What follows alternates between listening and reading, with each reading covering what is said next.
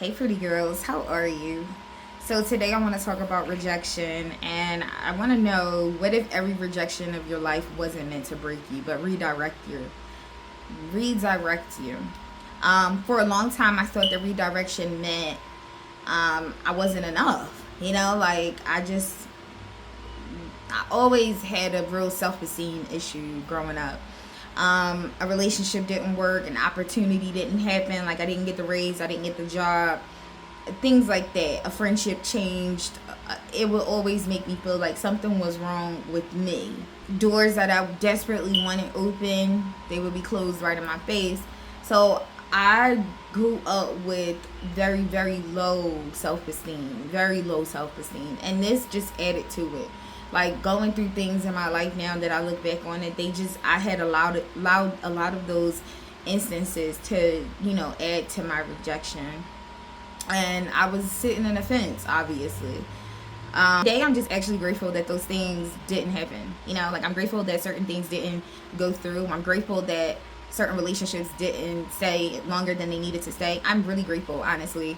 And I know hands down that it's easier said than done when you are trying to be friends with somebody and you're trying to love on somebody and be intentional about relationship with that person, and you don't feel like you getting that back. So I do understand, but because it hurts when people don't choose you. It hurts when opportunities don't happen. It hurts, but all rejection cannot be a no. I'm here to let you know, like, everything is not a no. It's not a hard no. It's like, hey, I see this over here for you. You got to leave that alone, though. Like, that's how I start to look at it now. In Romans 8:28, it says, and we know that in all things God works for the good of those who love him, but have been called according to his purpose. So, amen. Thank you for watching. Okay, so we're just going to go a little farther and more in depth. I don't know if I'm afraid of speaking on the camera, like me just being on the camera, guys, but please bear with me. I am trying to get so much better. So what I want to say is that there's things that, in this section, Paul is not saying all things are good. Like, like, God is not telling us that everything is good, but everything is an experience. It's an experience that you need to go through. It's an experience that you need to have. Okay, for example, if I'm baking a cake, I'm not just going to go get flour and eat flour. I'm going to get flour. I'm going to get eggs. I'm going to get all these different ingredients to make a beautiful tasting cake.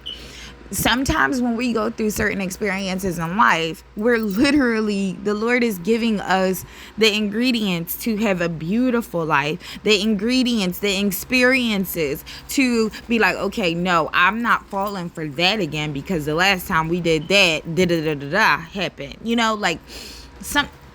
You need experiences in order. It's character development. Like, this is why I'm so stoked on knowing that every rejection in my life led me to where I'm at today, where I can sit, I can be happy. I am not competing. I am not genuinely just over. Like, I know that certain things had to happen. Romans 8:28 shapes you to be like, okay, Lord, how are you using this experience to shape my purpose? What is it that you want from me? What is my purpose? What is my point? Like, what is my well-being? Sometimes you really do have to talk to the Lord like you talk to a person. And honestly, that is the best. I do not encourage people to talk to other humans anymore, unless it is a licensed therapist. I don't need to be talking to my girlfriends about my next move in life. Everything is not content. You don't need to continue to tell everybody everything about you, including your spouse.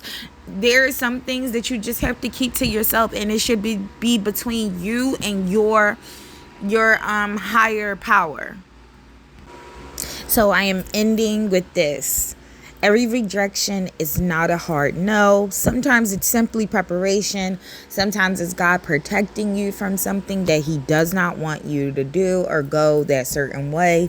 So sometimes just think about when a relationship doesn't work out. Just think about when you didn't get that job. Just think about it in a different light. Think about it in a different way.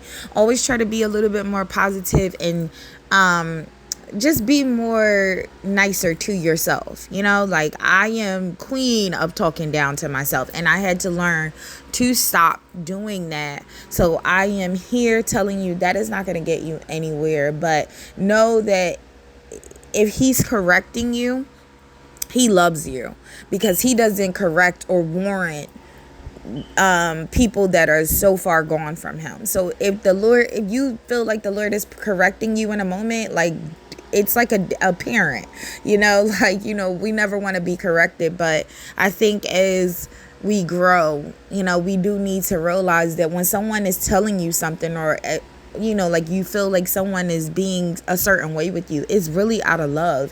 It is not out of malice intent, not all the time anyway.